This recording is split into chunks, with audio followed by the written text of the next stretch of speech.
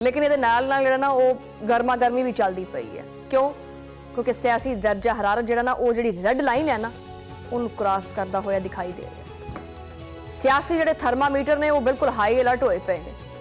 हुकूमत ते पीटीआई एक दूजे आमने सामने होए पे, तोपां कड़ियां पईयां ने ते गोलाबारी शुरू है। बल्कि अगर मैं ये चीज़ कहां कि इट दा जवाब पत्थर देने वाले जिहड़ा ना पत्थर नाल देण दे मोड़ ते आ चुके ने तो यह गलत नहीं होएगा। हुकूमत ने बिल्कुल बाज़ाब्ता तौर पर पीटीआई के आले दुआले जिहड़ा घेरा है ना वो बिल्कुल तंग कर लिया, जिहड़ियां तनावियां ने वो भी कस लिया ने और ये घेरा हुण इन्ना कोई सख्त हो गया है कि इहदी वापसी की कोई जिहड़ा ना वो उम्मीद बाकी नहीं बची हैगी। सब तो पहले गल करते हैं अडियाला दे विच। अडियाला जेल दे विच बानी पीटीआई दी जिहड़ियां मुलाकातां ने वो मुकम्मल तौर ते हुण बंद कर दित्तियां भी कोई मुलाकात नहीं होनी। पैगाम भी साफ, दो टोक तो कोई लगी लिपटी जिहड़ी ना वो नहीं रखी गई। सजा याफ्ता शख्स वास्ते किसी भी किस्म की सियासी मीटिंग हुण नामुमकिन है। यानी फैसला सादा है, कानून सारियां वास्ते इक्को जिहा है और बानीए पीटीआई वास्ते कोई भी इस्तिस्ना नहीं हैगा। दूजे पासे अडियाला जेल दे आले दुआले सिक्योरिटी गैर मामूली हद तक जिहड़ी ना काफ़ी सख्त कर दी गई है। पुलिस ते रेंजर ते फोर्सेस सारा कुछ अलर्ट रखने का फैसला किया गया। पैगाम की है? पैगाम एक ही है कि कोई भी हंगामा, कोई भी बदमाशी जिहड़ी है वो बर्दाश्त नहीं की जाएगी। दूजे पासे वजारत दाखिला ने एक होर बहुत वड्डा वार करते हुए 9 मई के केसिस दे विच मुलविस 132 अफराद के जिहड़े नाम ने वो ECL दे विच शामिल कर दिते ने। यानी हुण कोई बंदा जिहड़ा नस्सन नुस्सन दा जिहड़ा प्लान बना रहा है ना वो हुण नस नहीं सकता, बाहर नहीं जा सकता। हुण हुकूमत का कहना है कि हुण कोई भी मुलजिम बैरूने मुल्क फरार नहीं हो सकेगा, सारिਆਂ ਨੂੰ हिसाब देना पेगा। इत्थे कहानी मजीद तेज उस वक्त हुंदी है जदों इलैक्शन कमीशन ने भी पीटीआई के खिलाफ एक नवा चैप्टर खोल दिता है। वो चैप्टर किहड़ा है कि बैरिस्टर गोहर नूं बाज़ाब्ता तौर पर चेयरमैन मनण तो ही इनकार करता है। इलैक्शन कमीशन ने भी वही रुख इख्तियार कर लिया है जिहड़ा कि रियासती इदारे पहले ही कर चुके हैं। और पैगाम बड़ा सादा है, पैगाम बड़ा साफ है कि तुहाडे लीडर दे अंदर जिहड़ा पार्टी हैगी है वो बेआईन है और इंट्रा पार्टी इलैक्शन का केस जिहड़ा ना वो ज़ेरे इल्तवा है। इस वास्ते कोई भी सैनेटर जिहड़ा ना वो पीटीआई दे विच शामिल नहीं हो सकता।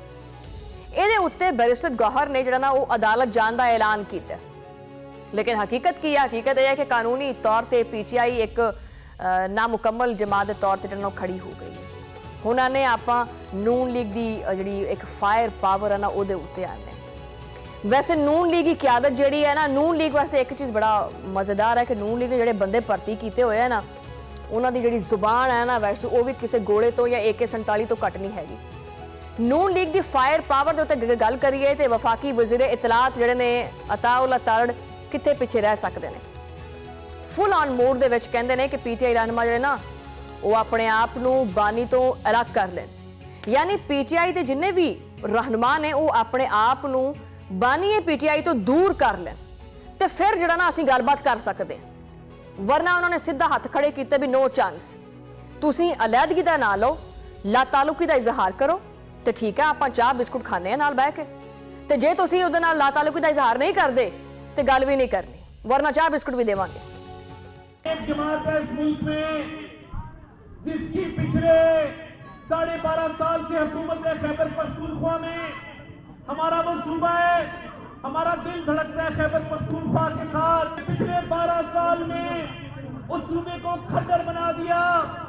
उधर कोई ना स्कूल बना, ना कॉलेज बना, ना यूनिवर्सिटी बनी। उधर PKI जैसा अस्पताल नहीं बनने दिया गया। जो इनकी जमात ने तरीके इंतजार में एक अस्पताल PKI जो इधर मौजूद था, ऐसा एक अस्पताल तरीके इंतजार की हुकूमत ने KP में नहीं बनाया। KP में उनकी तवज्जो लॉ एंड ऑर्डर के ऊपर नहीं है। जब हम उन्हें पूछते हैं कि आपने सेफ सिटी कैमरास लगाए जिस तरह लाहौर में लगे, तो जवाब मिलता नहीं। नाल ही नाल वाजे कर दिता कि अगर बानीए पीटीआई दियां भैणां जिहड़ियां आए रोज़ अडियाला जेल च बैठियां होंदियां, जे वो अडियाला जेल आईयां तो उन्होंने भी गिरफ्तार किया जाएगा।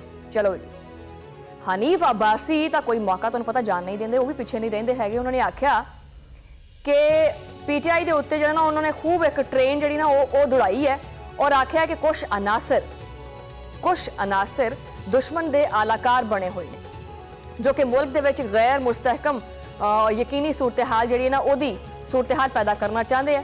ਉਹਨਾਂ ਨੇ ਬਾਨੀਏ ਪੀਟੀਆਈ ਨੂੰ ਜ਼ਿਹਨੀ ਮਰੀਜ਼ ਕਰਾਰ ਦੇ ਦਿੱਤਾ। ਉਹਨਾਂ ਨੇ ਆਖਿਆ ਕਿ ਉਹਨਾਂ ਨੂੰ ਹੁਣ ਜੇਲ੍ਹ ਉਹਨਾਂ ਕੋਲੋਂ ਬਰਦਾਸ਼ਤ ਨਹੀਂ ਹੁੰਦੀ ਪਈ। ਇਹੀ ਸਿਆਸੀ ਦਾਸਤਾਨ ਨਹੀਂ ਹੈਗੀ, ਇਹ ਇੱਕ ਨਫਸਿਆਤੀ ਕਿਸਮ ਦਾ ਡਰਾਮਾ ਹੈ। ਅੱਛਾ, ਵਜ਼ੀਰ ਮੁਮਲਕਤ ਰਾਣਾ एहसान अफजल ਦਾ ਵੀ ਜਿਹੜਾ ਨਾ ਸਖਤ ਰੱਦ-ਏ-ਅਮਲ ਸਾਹਮਣੇ ਆਇਆ ਹੈ।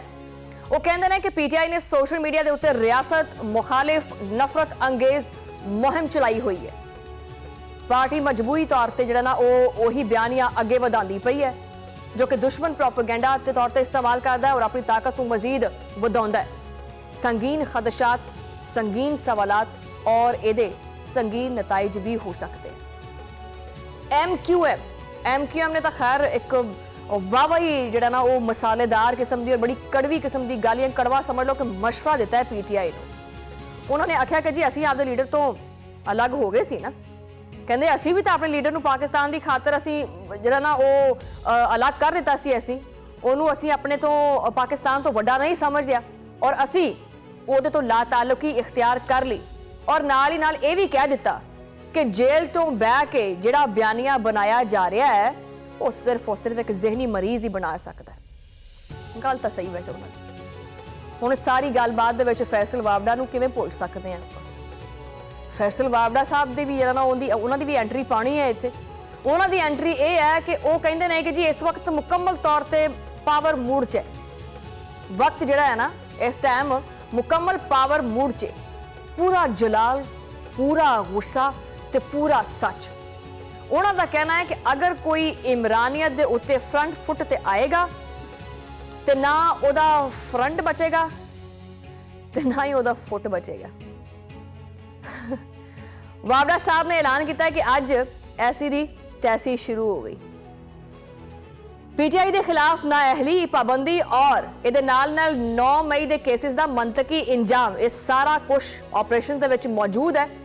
ਵਾਵੜਾ ਸਾਹਿਬ ਨੇ ਹੱਦ ਤੋਂ ਅੱਗੇ ਜ਼ਿਆਦਾ ਜਾਂਦੇ ਹੋਏ ਵਾਜ਼ੇ ਕੀਤਾ ਕਿ ਈਵਾਨ 'ਚ ਬੈਠੇ ਹੋਏ ਕੁਝ ਲੋਕ ਹਿੰਦੁਸਤਾਨ ਦਾ ਲਬਾਦਾ ਓੜ ਕੇ ਬੈਠੇ ਤੇ ਘੁੰਮਦੇ ਫਿਰਦੇ ਆ।